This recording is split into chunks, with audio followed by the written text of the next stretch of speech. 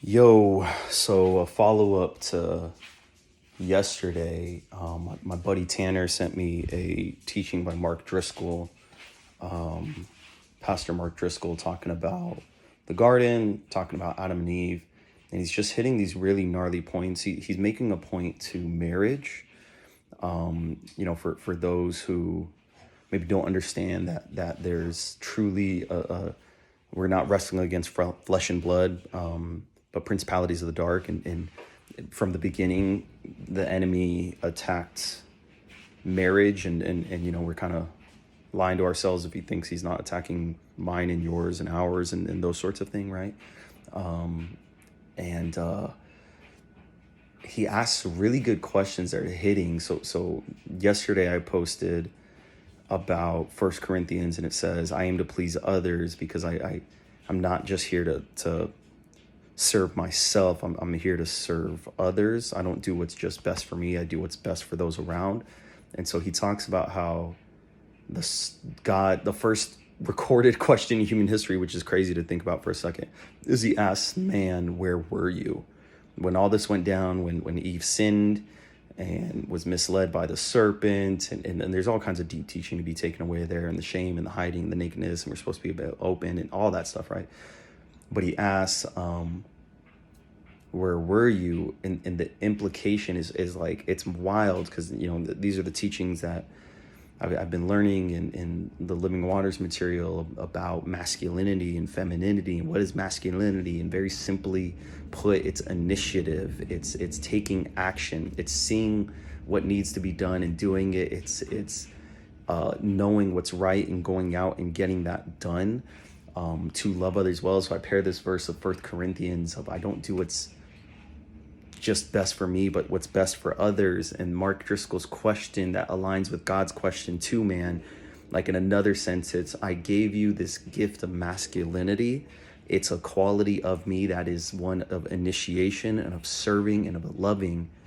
Where were you? What did you do with that? And I'm like, whoa, Lord, that's the question for me and my boys still to this day. What am I doing with it? And my buddy sends it to me, who's married, and he's like, he's just floored right now. He's thinking about, whoa, like where am I with that in my marriage, and how do I apply this right away? And it just hit me, man. What am I doing with the call to be the masculine of God, if we want to call that as what a man is, a man who's an initiator, who sees where people need to be loved. And he takes it a step further, though. He goes, it's just really interesting to me that God didn't call out the woman and take it for exactly what I'm saying, right? He does call out the woman eventually, and then he even calls out Satan. So he calls everyone out on their failures and on their sin, period, right? But he first calls the man and asks him, where are you? And it's just such an insinuation at, I'm calling out how passive you were. And then the man goes on to give excuses to his passivity, not understanding the gift that God gave him, the masculinity, the initiative. I put you here to serve her, dude. I put you here to protect her and love her. And it's a call, like later on in the New Testament, when it says men are called to love their brides as Christ loved the church. And we love to teach it's self-sacrificial love. It's calling, like, oh my God, it connects to the beginning of humanity. I've called you to take responsibility even for others I've put under your purview. Dang, bro, like, I want leadership. I want responsibility. And I want the glory that comes with it. I want to be the man. I want to be the guy. Look at Jason. Look at, and if you don't know me, I have been divorced, and I'm looking forward to another marriage. And I'm in my head, I'm like, man, I want that. Oh, look, I want my boys to be like, man, that dude, look at him. He's such a leader. He's such a dope dad. He's such a dope husband, all this type of stuff. I want my future wife's friends to be like, man, you're so lucky. You got such a good dude, this and that, whatever, yada, yada. But what that actually means is Yeah, my husband takes responsibility for the actions that go on in this household and for those under his leadership. That doesn't sound that glorious anymore. That she messes up and I step up and say, "Oh, dang, that's on me. I could have coached that up already. Dang, that's on me. Why didn't I have that conversation?" And that's been hitting because I feel like the Lord's been telling me lately, have more intentional conversations with my kiddos. They're 9 and 7. Talk to them about the divorce. Talk to them about what they're feeling. Help them through their emotions and guide them in those sorts of things. And I've been passive in that. And the second I open up those conversations, these little ones have been pouring their hearts out to me. It's like, and I'm talking to me, I'm not talking to you, right? And I'm not actually berating myself, right? But just, you dummy, you idiot. Like, these little guys need you. Where you been, bro? Where have you been? The second you start talking about it, boom, they're ready to get going. That tells me they could have been ready to been talking about this months ago. Where was I? And so if my kid was misbehaving or acting out, and they're not, they're really wonderful. But if my kid was misbehaving and acting out and doing this and that, what am I gonna do? Look at him and go, yeah, it's on you. And I believe in them handling their own business and taking on personal responsibility and not looking at excuses and blaming others, right? But I have to model that. And so I'm not gonna just come to these little ones and be like, yeah, you're messing up, handle your business. If I don't go first, hey, I'm sorry, I haven't talked about this with you in a while. I see where my passivity led you astray. No longer, right? And it creates a healthy baseline. They can see a dad, they model a dad who's an initiator, who's taking responsibility, even though they know dang well it's their responsibility to get done what they need to get done. But still, here I am taking my part in initiating and what should be done. They can model that. But then, also there's no excuse, right? Nah, dad's helping too. Everyone's helping too. Dang, I got to look in the mirror and I got to be like, all right, I got to get this done. Dad's right. I got to get this done.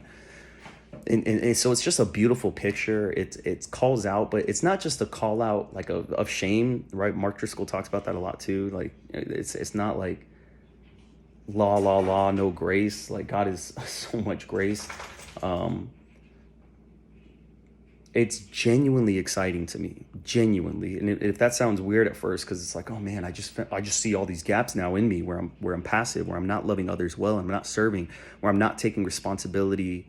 I've taken responsibility for myself, or maybe you haven't, and we can all up in that area, to be honest. Responsibility for myself and my actions, but also taking responsibility for what's under my purview, what's under my, right? We do it at work real easy. If I got employees or if I have a responsibility, it all boils down to me. I'm good then in that regards, but sometimes not so much in those who were called to love well, spouses and kids and siblings and stuff like that. But it also,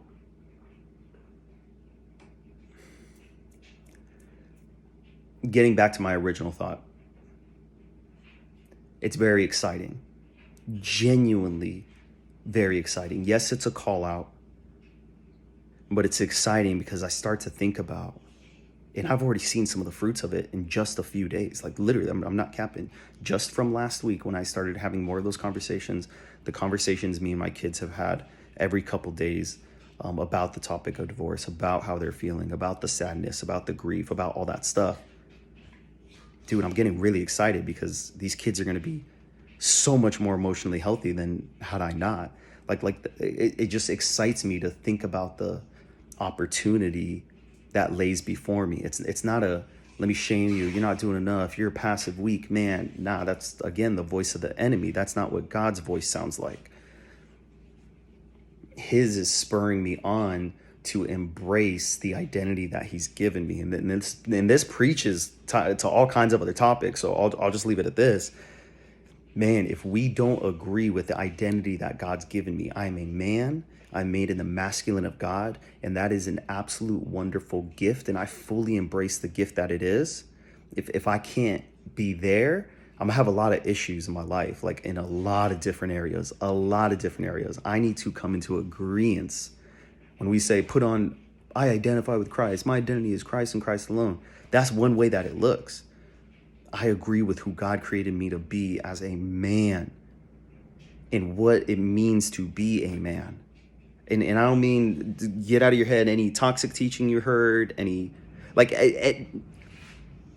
masculine of God is an initiator. Well, let's just call it that simple. Masculine of God is an initiator. I've been made a man. And so I'm an initiator. I'm someone who has been called to lead by service, just like Jesus showed us. That leadership is just influence, and that influence is earned and gained and given by serving others well. And Jesus says, I came not to be served, but to serve. And so, you born a man, that's what it is, period. But it's not this death sentence, man. It's not, dang, I just got to serve and it's never for me, bro. It's so much bigger than that, man. It is the most exciting job and opportunity given in the world, because the impact that you can have on others is incredible. Pick a topic, man. Pick a single topic. I'm talking about intrapersonal relationships, because that's what I really like and love. How you love your wife, how you love your kids, how you love your neighbor, how you love your brother, how you love the homies at church. Like, that's what it gets me really fired up. But take any topic in the world and think about men no longer being passive, but being initiators in that particular field, topic, industry, realm, whatever it is. And taking initiative in a Christ-like way, a loving way, a serving others way. I take responsibility for that. It has nothing to do with you. I don't care. This is the world that I live in, and these are the people that I care about. I take responsibility for that. Let me jump in that arena and contribute and help. Anyone who's taken on someone else's kids knows exactly what I'm talking about. Anyone who's been adopted knows exactly what I'm talking, right? Like, you see it as such a beautiful, mighty thing. Let's just do it with the areas that we've been called to. So it was a good check for me. I hope it's a good check for you. Just really beautiful the way that I see God moving right now in my life and speaking to me. Yesterday was, I don't do what's just best for me. I do what's best for others. And I was like, wow, what a call to men. And then today to get that pod from a buddy, and that to be on the back end of what I've been learning in my Living Waters program about masculinity and femininity and the call to men. And man, yeah, let's pray. Lord, I just want to lift myself up and every man. And just like that program that I'm in is teaching, every label, every false image and false self, every part of a man that doesn't identify with who you've called us to be. I pray that you would tear down those strongholds, those curses, those items of abuse and trauma. And I don't mean just like we neglect it and ignore it. I mean like we face it and we look it in the eye, and by the power of Christ, we tear it down. And so for some, that might be a call to therapy to kind of get some help to work through it. For some, that might be finally opening up on some stuff to a homie or to a pastor or whatever. But genuinely, I pray that process would start until we come in agreement with who you've said we are as men. Man, it's hard to really get our lives going, to be honest. I pray far against the voice of the enemy. I realize that like me, there are others that have been told some really degrading things and put some really degrading labels on that have stunted our development and our growth as men, that have really just like cursed us into like being passive and being weak. We've believed some of those false things that others have said about us, that they've pointed to our faults and our flaws, or pointed to our personality and pointed to things that don't line up with the exact perfect culture, American man, or whatever that looks like. And I pray, Lord, that those would come down, that they would face it and they would trade it with you, that they would literally lay it at the cross. Like you offer that we can do that. We can trade all this crap for what you've proclaimed about us. And so we trade in all the false labels, we trade in all these things, and we put on the identity you've given us from the beginning as a man made in your image. Whew. Made in the image of the Almighty. Come on, man. that we have heavenly backing, that the God who's, when his voice speaks, things come into creation and poof out of thin air. That type of power. And no, I don't have that. That's reserved for you, Lord.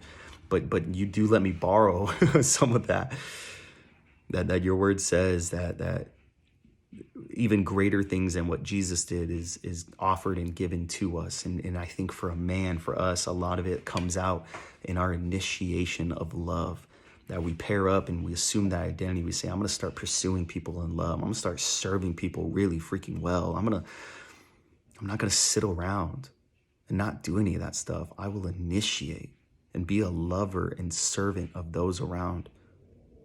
And it doesn't just have to be the grander things, these grandiose things of spiritual power. Dude, you gave me some muscles. Let me go move a rake and move a lawnmower for someone who needs it, right? Like just real simple stuff, practical stuff too. You give me the ability to talk and make friends. Let's just be there for people and serve them and love them. Everything from the big to the small. I am my brother's keeper. I am my brother's keeper. I will take responsibility for those around me, not in a real unhealthy way, but I will just take responsibility for those around me and say, oh, I see a need, I fill a need. I see a gap, I fill a gap. Oh, I have that skill set to offer to help somebody. You've given me this talent and ability. It's the least I can do. I will offer that back to you and glorify you, God, and point them back to you and go offer that help. I pray a reduction in passivity in my dudes, in myself, and those around me. I pray that you would use me to be a model of what that could look like. And just like everyone else, it could be fearful. I'm afraid to fail. I'm afraid to mess up, straight up. I got a lot of crap about me that I don't want to come back out and mess up. But I trust you that if you called me to be an initiator, that you will help me, sustain me to do so, that you will deal with everything that gets in the way of me fully embracing, realizing, and walking out what it means to be a man. You'll help with every little bit of it. I have nothing but confidence. I've already seen you do that in my life and the life of others. And I pray that into me and I pray that into others, God. Lord, I thank you so much for this message. I appreciate you. In your mighty name, Lord Jesus, I pray. Amen. All right, y'all. God bless.